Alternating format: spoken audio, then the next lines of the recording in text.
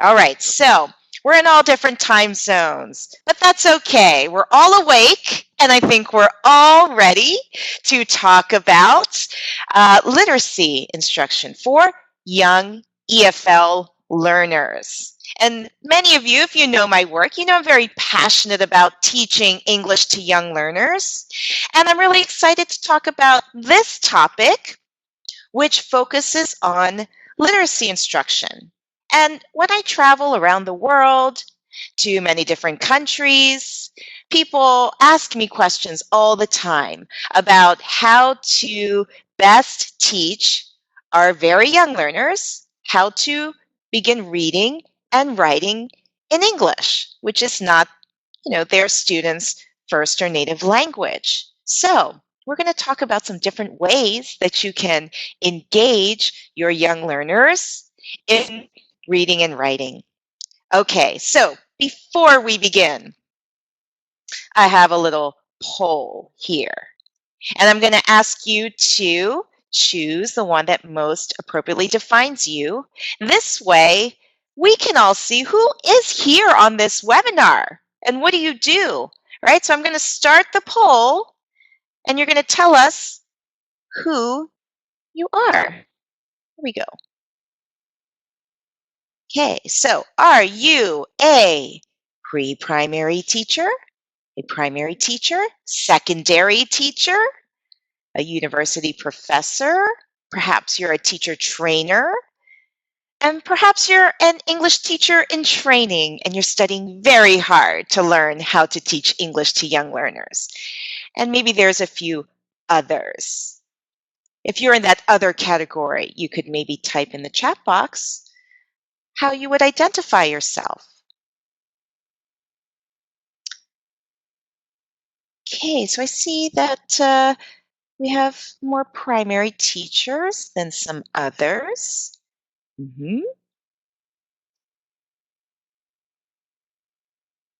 I see Delta Cambridge Studies, language school, mostly teenagers. Oh, Mireille Yakub. Welcome. She has a PhD in applied linguistics. We have teacher trainers. Yes. Okay, so if you can see the poll, you will notice that, yeah, we have quite a range. We have people who are pre-primary teachers, secondary, university professors, teacher trainers, but it seems like the more of you, right, 17% are primary teachers. Well,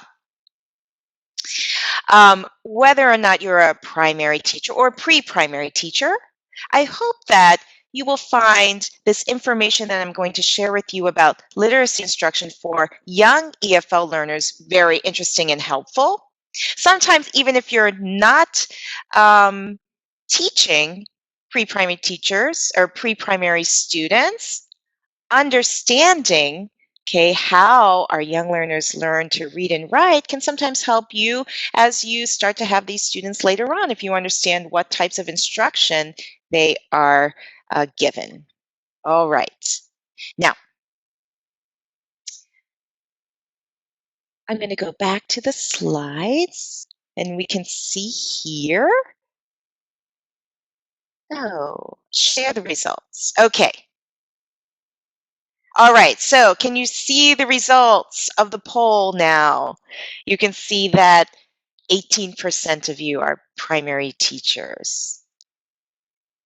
And then the next highest is teacher trainer. Okay, so you're probably here because you are training teachers of young learners. And then we have a range across the board. Okay, so we've got a really diverse group here. And like I said, I hope that no matter who you're teaching, you will find this information about literacy instruction for young EFL learners interesting and useful. So let's first start at the very beginning, right? And of course, we all know that literacy means the ability to read and write. And reading and writing is a very dynamic process of communication that requires certain skills and strategies for making meaning through interpretation and creation of printed text. So the process of learning to read and write, as you know, it usually begins in one's native language, or L1. And this is a process that cannot be acquired naturally like oral language proficiency. So we all know, right, when kids are growing up, they just pick up or acquire oral language proficiency, but reading and writing needs to be learned through formal instruction, which usually begins in early childhood. So, of course, when children are learning a second or foreign language, such as English, learning to read and write is also a dynamic process that requires formal instruction.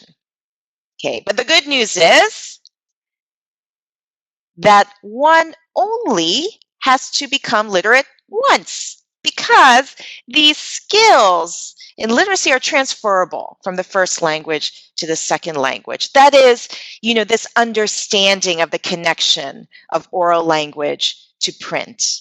Okay, so it's been well established that skills used in reading and writing in the native language can transfer to another language and serve as a foundation for literacy in a new language. The understanding of the relationship between oral language and written language and the strategies for making sense of printed text can be learned in L1 and then applied to literacy in the second or foreign language.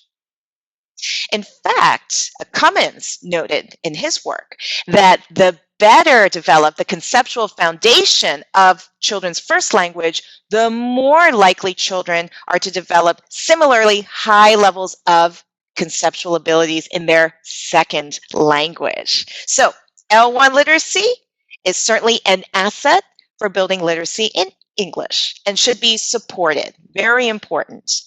So, of course, in second language contexts where students are likely receiving instruction in school in English, okay, and might be learning their L1 to varying degrees, very important. Of course, most of you are in a foreign language context and should be learning, of course, literacy in both languages simultaneously. So one thing that we want to think about, though, is that for very young learners, maybe who are under 7, maybe they're even in preschool, so 4 or 5 years old, they are still building their literacy skills in their native language, right?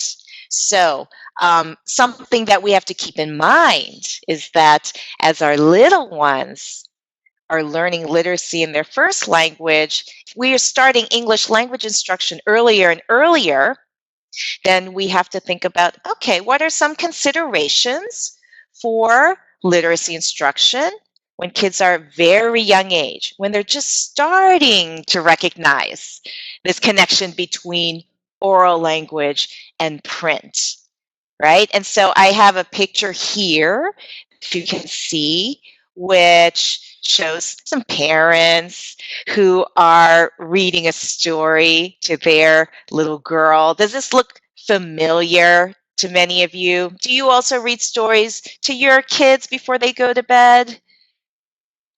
Yeah, I see people talking about, yes, reading before bedtime, very important. Yes. So there are all types of ways that we can get our students and our children ready to read at a young age. This notion of reading readiness, right? Reading readiness, as we call it. There are all kinds of skills, right, that they can acquire through your interaction with them, like even the understanding of a book being something that, let's say I take a book that you open up, right, in this way for English, okay, and that, you can turn the page to get to the next set of words, right, and pictures. Even just this understanding of what a book is, right, can naturally happen if you are reading to your children at a very young age. Always keep in mind, though, that not every student has the same experience. And so you may want to make sure that you know whether or not your young learners are being read storybooks at home or being told stories at home, because not everybody comes from the same traditions. Not all parents have time to always read books to kids every night. So you might want to check, because that might affect how well students are being able to build their literacy skills in school if they're not having this type of background experience when they come into the classroom. Okay, so the shared book experience, starting with parents and continuing with teachers in early childhood, is very important. Now, we're going to talk about some different aspects of what I'm calling early literacy. And you might have heard other words like emerging literacy, emergent reading, emergent writing, early reading. Okay, there's many different names or ways to describe early literacy. This is one way you can name it. But the whole point is that early literacy means the knowledge, skills, and dispositions that precede learning to read and write in the primary grades. Okay, so this is talking about young children's grasp of print as a tool for making meaning and as a way to communicate, right? Both oral and written language. So you see, this is the stage where children, might be looking at a book, right? And they started to understand the skills and the knowledge of what a book is, and they may not be able to actually decode or read the words. But they might be, because they heard you tell the story, retelling the story based on the pictures that they recognize. Okay, so this is what we know as early literacy. You may not think they're reading, okay, but in fact, these are the early stages of literacy. Okay, so they're listening to stories being read aloud, right? They know how to orient their bodies and their minds, right, to these sort of technicalities of book and print. Okay, even as I said, when adults say, "Here, help me hold the book and turn the pages," you're teaching them the conventions of reading. Okay, so that is the early start of it. Okay, and so we want to make sure their early reading and writing learning is embedded in a larger developing system of oral communication. And early literacy is an emerging set of relationships between reading and writing. And so it would be very important for us to go over these terms. Okay, are you familiar with these terms? Phonological awareness, phonemic awareness, and phonics. Are you familiar with these terms? I see yes, yes, yes. All right. So I actually have a poll, okay, and I see people saying I teach phonics all the time. Some people are saying, can you explain? I actually have a poll. Before we get into the terms, I want you to just to see if you know in detail what these terms mean. So, true or false? Phonological awareness and phonemic awareness are the same thing. True or false? Okay, I'm going to give you a poll. Okay, and I want you to choose true or false. Okay.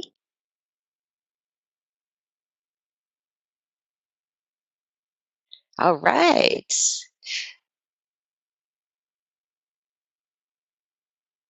All right. Slowing down, I see about a third of you, no, almost 50% of you have answered. All right, get your answers in. I'm going to close the poll. I'm going to close the voting in 5, 4, 3, 2, and I'm ending the voting. And now I'm going to share the results. And as you can see, most of you have said false. And of course, maybe it's not too tricky, because what would I have to explain if they were just the exact same thing? right? But of course, this probably means that you're very aware of the differences between phonological awareness and phonemic awareness. Okay, so of course it's false. They're not the same thing. Okay? And phonological awareness is actually a broader term that includes phonemic awareness. Okay, so phonological awareness is a broader term. Okay, phonological awareness is talking about, being able to identify and manipulate larger parts of spoken language. So we're talking about like rhyming, right? Understanding the word, the entity of the word, syllables, and even alliteration, understanding that, you can recognize when words start with the same letter. And of course, let's go to the slide for phonological awareness here. Okay, so phonological awareness is the ability to recognize that words are made up of a variety of sound units. And the term encompasses a number of sound-related skills necessary for a person to develop as a reader. And as a child develops phonological awareness, she will not only come to understand the words are made up of small sound units, right? Phonemes, right? That's the small unit, but also learns that words can be segmented into larger sound chunks, right? So those are known as syllables, those chunks. And each syllable will begin with a sound, which we call onset, okay, and then ends with another sound, which is the rhyme, R-I-M-E, rhyme, right? This rhyme here. Okay, so basically phonological awareness, just understanding of these sounds, and it provides the basis for phonics instruction, right? And phonics is that understanding that the sound and print letters are connected. So this is the first step towards what we call reading. Okay, so you're probably very familiar with that. Okay, so phonological awareness is going to include word awareness, right? Also rhyming, that words rhyme. Okay, so like cat in the hat. And understanding like the onset and rhyme, right? You can recognize that certain words start with the same letter, okay, or maybe end with the same sounds. So, and phonemic awareness is, of course, one aspect of phonological awareness, okay? And that means that you're aware of the smallest units of sound in a word. You can segment them, blend them, manipulate the units. So the example I give you here is that you can hear 3 sounds in the word bat, right? B, a, t. Okay, so you can recognize there's these 3 sounds and they make up the word bat. So you can obviously see how this is the first sort of set of building blocks to be able to read, because you are understanding the sounds of the language. And in this case, the sounds of English. Alrighty, so here are some examples, of course, that are really great. Okay. I see, it's very interesting. I see somebody's, Hui Tran says that phonological awareness is a key skill that is under practiced in Japan. Mm-hmm. Also, that different languages have different sounds, right? So, this first ability to recognize the sounds of English or the sounds of the foreign language is very important. Otherwise, you're not going to be able to then attach those sounds to the printed letters. Okay, so of course, that's why, books like Dr. Seuss have been so popular in terms of building early literacy, is because when they're read to kids, they start to hear the rhythm of the language, and also there's lots of rhymes, right? So would you eat them in a box? Would you eat them with a fox? Okay, so there's many opportunities for teachers to be able to point out the sounds, right? But in a natural and fun way with a fun book. Okay, so this is actually, I happen to turn to this page, and as you keep going on, right, I can read it to you, not in a box, not with a fox, not in a house, not with a mouse. I would not eat them here or there. I would not eat them anywhere. I would not eat green eggs and ham. I do not like them, Sam I am. Okay, so as you see, there's the rhythm, there's rhyming words, and this is a great way to be able to get, your young EFL learners to be able to become familiar with the sounds of the language. And also, it's so much fun with the rhythm as well. Another book that's great. Are you familiar with Chicka Chicka Boom Boom? Who's familiar with Chicka Chicka Boom Boom? You can see here, this particular copy used to belong to my nephew, Benjamin Shin, right here. Yes, and so what I love about Chicka Chicka Boom Boom, first of all, you students are starting to learn the letters of the alphabet, and I see people are saying their kindergarten students love it, right? Chicka Chicka Boom Boom. Yes, this book is great. I'll just read the first couple pages. Right? So as you can see here, what's wonderful is it's fun. It's introducing the letters in a very fun and colorful way. And also there's like a repeated verse. So it makes it kind of like a song or a chant, right? So it starts like this. You see A, B, and C, right? A told B and B told C, I'll meet you at the top of the coconut tree. The next page. We said D to E, F, G. I'll beat you to the top of the coconut tree. All right, so we go through all the letters. So students are learning many things, right? They're starting to learn the letters, right? Maybe they're not reading these words, but you're reading aloud to them, and they're able to start to become familiar with the letters D, E, F, G. All right. So these are the types of activities that can really help, right, for students to begin to hear the language and to get that phonological and phonemic awareness. Now, of course, children's songs are great for being able to build that phonemic awareness, right? And so why don't you, someone says, what is the book name? Chicka Chicka Boom Boom. Yes, Chicka Chicka Boom Boom.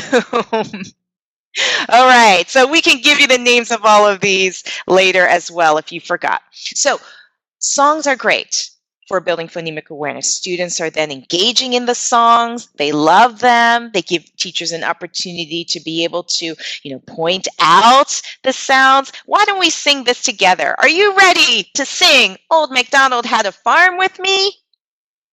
All right, now sing it loud so I can hear you. Ready?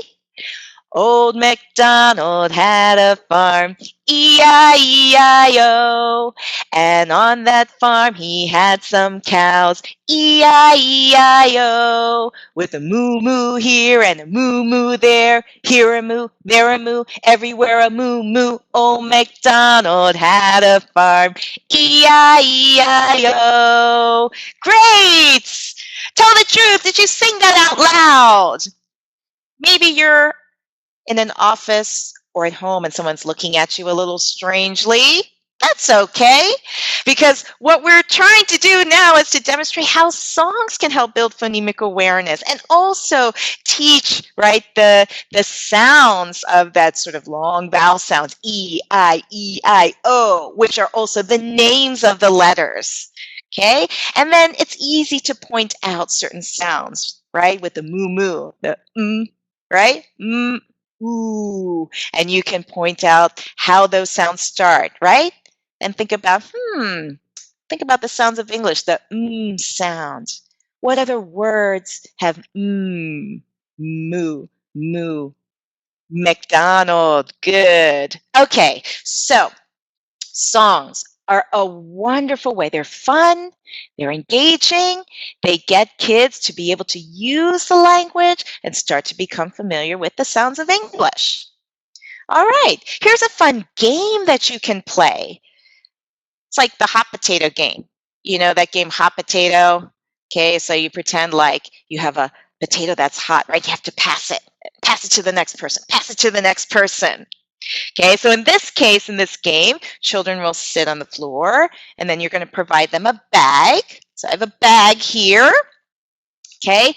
And the bag can have picture cards, or it can have objects, right? Different ones. Obviously, those will be the vocabulary words you are learning or have learned. Okay, and then you begin passing the bag around. Okay, and then you'll play some music, right? So here I've got a song. Okay, so you pass it, and then I get it, and I pass it, and it goes around the circle, and you pass the bag, and then you pass it again, and then when the music stops, when it stops, and I have the bag, then I get to reach in, okay, and see what's in it. Oh, I got a pig. Okay, so then the child says the name of the picture or object. In this case, it's a pig, and then says the beginning sound of the word, right? So you could say pig, p, p. Okay, or maybe there is a card in here. Oh, I do have a card in here too, and it's a duck. So I would say, I would identify the right English word, duck, and then say the beginning sound, duh, duh. Okay, so you see how it's just a really quick game. It's fun. Kids love to pass it when the music plays, and then you just give them additional practice to show that they understand that phoneme, right? That they can recognize that in the word. All right, great. So these are just some fun games that teachers often like to play, and also stories that they like to read that really helps build phonemic awareness. So of course, what we're trying to get to then is being able to understand the relationship between the letters of the written language and the sounds of the spoken language. So once you've established these sounds, then you're going to start to attach the letters. And so phonics instruction, right? It's focusing on that one-to-one correspondence between the letters and the sounds. Okay, and so that's where we are now. So hopefully it's very clear what phonological awareness is, phonemic awareness, and then phonics.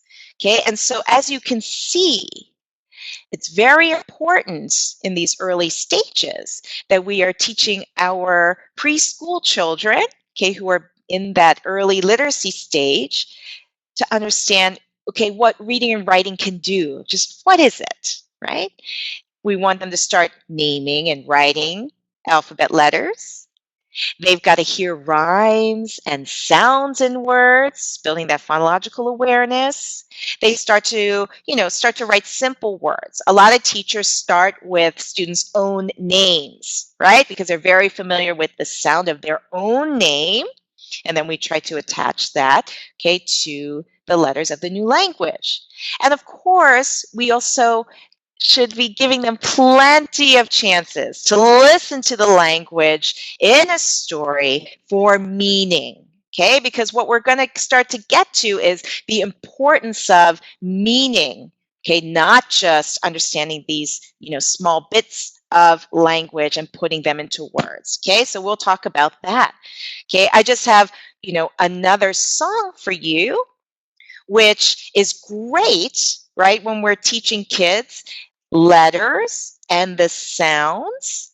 Okay, and so why don't we sing it together? And you know how this song goes, right? Is that you take out the letter and clap and then say the rest. Okay, let's sing. That's right, Christina, let's sing. Okay, are you ready? I don't know. I didn't hear you singing. Are you singing? Okay. There was a farmer, had a dog, and Bingo was his name. Oh, B-I-N-G-O, B-I-N-G-O, B-I-N-G-O, and Bingo was his name. Oh, there was a farmer, had a dog, and Bingo was his name. Oh, I-N-G-O, I-N-G-O, I-N-G-O, and Bingo was his name. Oh, one more time. There was a farmer, had a dog, and Bingo was his name. Oh, N-G-O, N-G-O, N-G-O, and Bingo was his name. Oh, all right. So it's fun. And then you get to the end where you're like, right? because all of the letters of Bingo's name are now have disappeared. Okay, so this is such a fun and simple way to start to get kids to recognize how to spell things, right? They're just starting to learn the letters, okay? And then when you take one out, it's really fun for them to remember the rhythm of the song and the next letters. But what you're really doing is in a very sort of indirect or implicit way, teaching them, how to start to spell. Okay, so again, this sort of emerging or early literacy skills can be taught through song, and that's how they originated anyway, right? Okay, so what we're really talking about here now with these types of activities is actually what we call these dispositions of early literacy instruction, right? We're actually trying to cultivate, readers in our preschool children. Okay, so we're trying to make it fun and active. We're trying to cultivate their willingness to listen to stories, their desire to be read to, their curiosity about words and letters, exploration of print forms, playfulness with words, and enjoyment of songs, poems, rhymes, jingles, books, and even dramatic play. So it's these dispositions that are going to help you to actually build good and engaged readers. Okay, so that's why we have to make this type of instruction, right, fun for kids. All right. So now I have another poll, okay, because now we're getting into another aspect. So now we've gone through these early stages of literacy, and now I want to talk about learning L1 and L2. So true or false? It is detrimental to children to learn to read in their native language and a foreign language at the same time. Okay, so it is detrimental to children to learn to read in their native language and a foreign language at the same time. Let me get the poll out so you can put in your vote.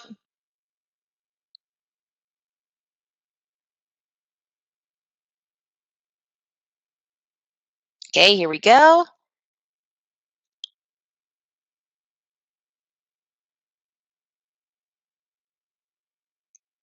Okay, about 20% of you have voted. It's amazing, there are 182 of us here. All right, so I'm going to close the voting. Get your vote in there. I'm going to close it in 5, 4, 3, 2, 1. And end the voting now. Okay, and so here are the results. And so the majority of you said false. Okay, and I see that some of you are saying, Alejandro says, I learned both at the same time 56 years ago. And why not, right? Okay, so of course, it is false, right? And children can transfer literacy skills successfully between the two languages. Okay, we already established that having literacy in L1 is an asset, right, for learning literacy in a second or a foreign language. Okay, but even though there's no level of L2 or proficiency specified for success in literacy instruction, there is support for L2 literacy instruction for very young learners who have not yet become literate in L1 or the native language. So there are some studies that show that very young children learning literacy in 2 different languages, their home language and a second language, could transfer literacy skills successfully between the 2 languages. So the transfer of literacy skills is bidirectional. It can go from L1 to L2 and then from L2 to L1. And the language of initial literacy does not necessarily need to be the student's L1. Okay, so some say that actually you wouldn't necessarily have to begin literacy in the L1. Okay, so that's a very interesting point of view. What we definitely can take from the research that's been done is that, okay, these literacy skills are bidirectional. So Very important to remember that's not detrimental. Sometimes parents of your students worry when they're very young that they haven't learned to read and write in their native language and are worried about literacy instruction in English interfering with that. But you can tell them that they have no cause to worry, but that they should be, basically learning those literacy skills in both languages, which is the ideal situation. All right. Now, studies also have shown that integrating reading and writing has benefits for young learners, including assisting in oral language development. That's why we're always talking about skills integration, because they can help each other. All right. So if we're making the case for EFL literacy instruction, okay, for sure, literacy instruction should be an integral part of an EFL program for young learners. And integrating literacy instruction can actually assist in oral language development. And we also need to make sure that our literacy instruction is meaning focused and balanced, right? And what do I mean by balanced? What do I mean by balanced? Okay, so there was and it's actually still ongoing. I was going to say for many years there has been. It's an ongoing debate about the benefits of phonics instruction versus whole language. Okay, and so it's been going on, I think, for decades. And educators, some have very strong points of view about one being more effective than the other.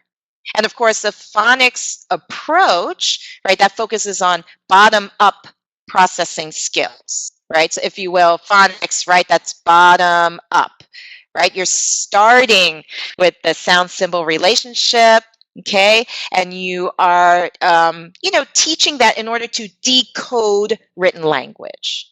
Okay, and that starts, as we said, with phonemic awareness, which helps children discriminate sounds in English, and then moves on to understanding that relationship between, sound and the letter. But of course, whole language is more top down. Okay, I'll go back to this slide. It's top down. And so that's focused on sort of the meaning of the text first, rather than decoding from letter to word to meaning. Okay, so that's what we mean by top-down approach. Okay, it's starting from children's knowledge of the world and experience with language and text, and build strategies for making meaning through that text. Okay, so, and of course, I just am curious, in your context, I would like to know which is emphasized more in your EFL literacy program. Okay, which is more. All right, so let's just do this poll real quick. Okay, because I'm just curious what you are focusing on. Okay.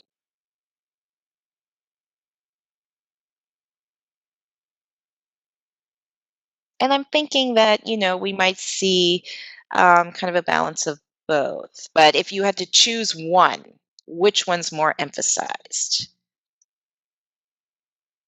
All right. So I'm going to, this is very interesting. I'm going to end the voting. Get your vote in there. In 5, 4, 3, 2, 1.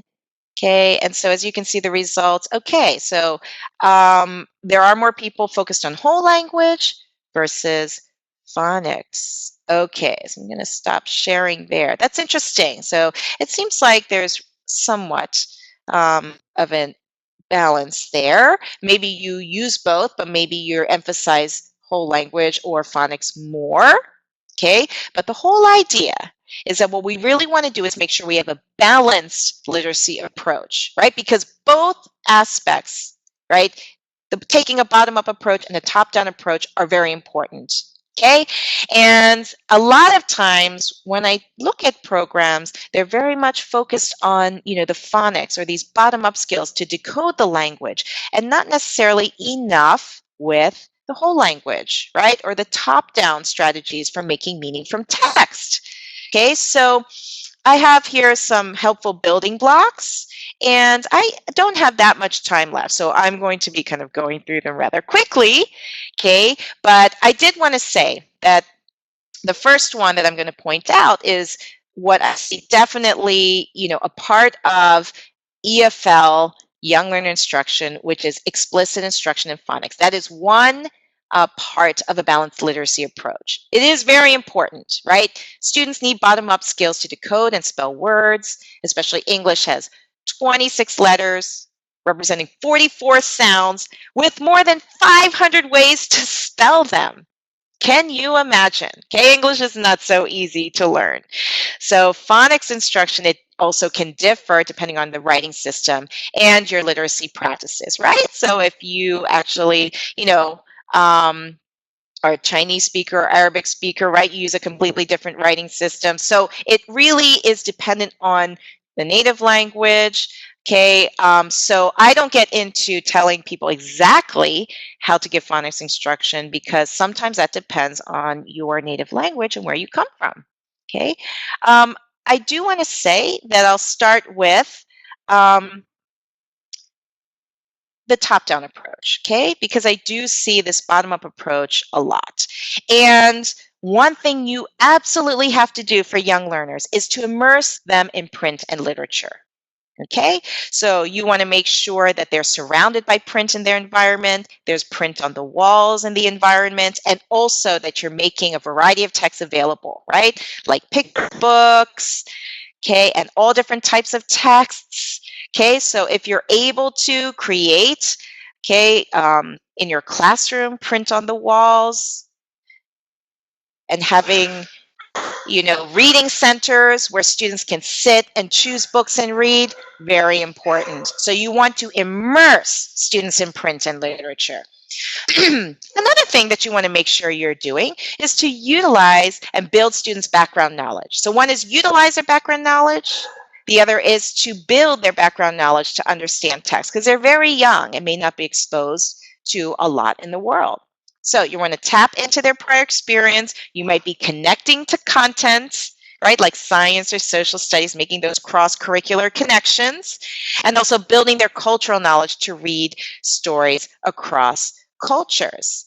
Okay, so you might start with like familiar books, right, such as like The Three Pigs or like Goldilocks and the Three Bears, right? These are very familiar.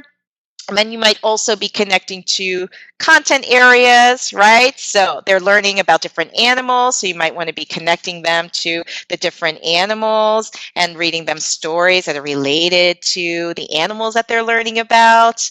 Okay. And also building cultural information as well. Okay. So when you're learning about things like, okay, maybe you're doing a unit on toys and you're going to read a story about toys.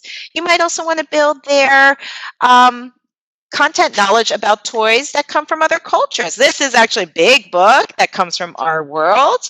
And, we present in here in this big book, facts about dolls, toys in other countries. So you can see here from Russia, okay, and from India, okay, and from Central America.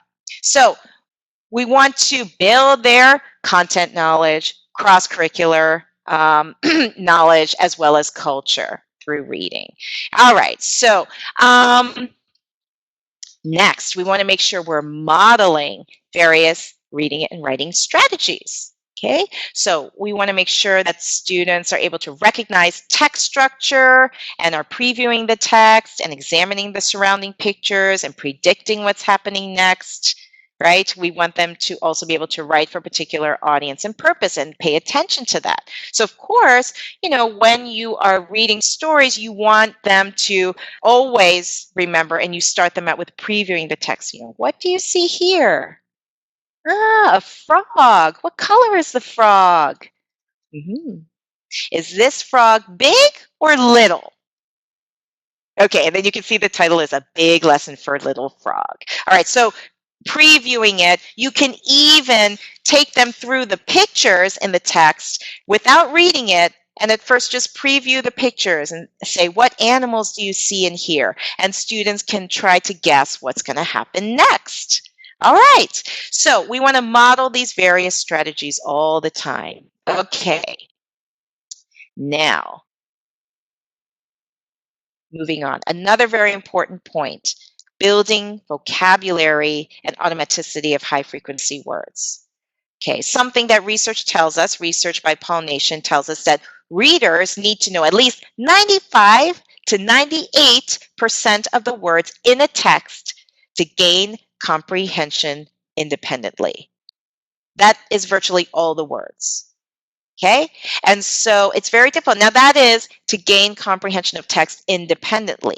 That is why you, as a teacher, will be doing things like shared reading and helping students gain comprehension of text. But when you want to encourage them to read independently, you need to prepare them for it and also provide them with books, right? So the books that I have in my book series, Our World, all of the books are actually connected with a unit in the book series in Our World. And so therefore, the vocabulary words used, the majority of the words in the storybook are from the unit, right, in the student book.